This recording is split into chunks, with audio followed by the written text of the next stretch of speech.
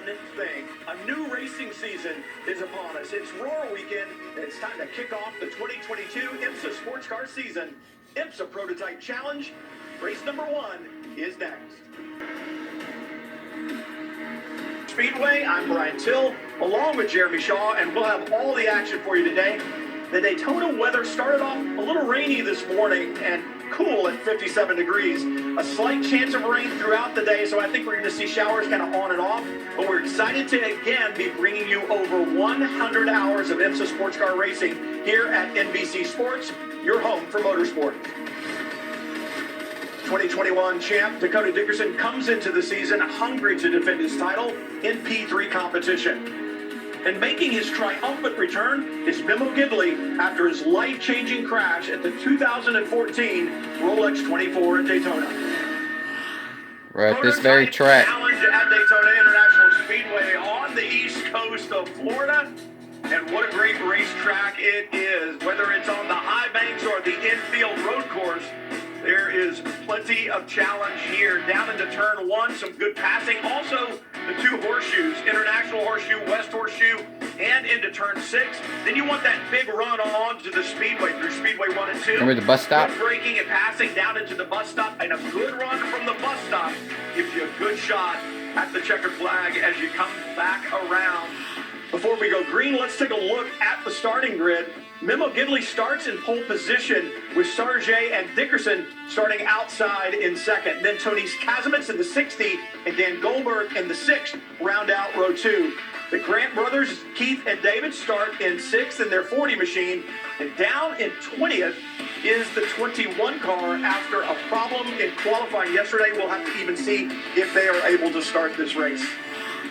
Safety car lights are off, and we should be green this time by side-by-side start in the wet. It's going to be... I remember the 2001 Daytona Rolex 24 hours at Daytona when Dale Earnhardt first went in it. And the guy, they called it the P race. He had to pee the whole race. They just rode around and rode around because of all the rain. Waiting. Out of turn 4. Hopefully it won't be like that here. Here we go. And a good, consistent pace set by Gidley, waiting to see the green flag. They'll get to the start zone that has been designated to them by the race director. And when they get there, green flag will wave. It is out. Gidley. And Dale Earnhardt Jr. had a career-changing crash whenever he crashed in 2002. Looks to the inside down into turn 1. Yeah, Gidley's going to have to hold off that inside. Already. And around the outside, tries to get across. And high-dollar car. Big contact with the wall on the outside. Man, I believe that was Josh Sargé in the 54 trying to use some of that to go around the outside of Gidley. Gets up there where a lot of the water puddles there on the way into 1. I think he got the braking zone, just lost the back end, and around it goes. Contact with the tire wall. And another one sideways. And the 17 and another one as well. That's Anthony Mantella, a rookie in the Prototype Challenge category. He's around in turn 2. Take a look at the Here we go replay. again. Gonna be going into turn 1, just too much speed.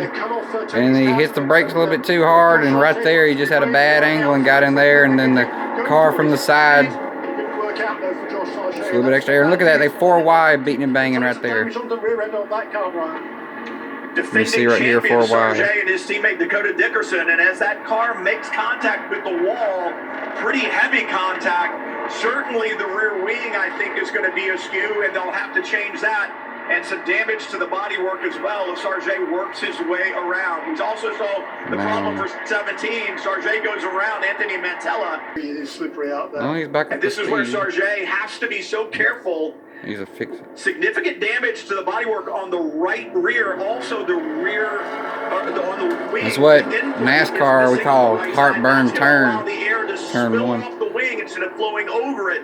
He'll lose downforce. He really needs to feel out this car. You also have to wonder about the alignment after that impact. And no in the grass. Problem for the 14 down on the infield there at the bus stop.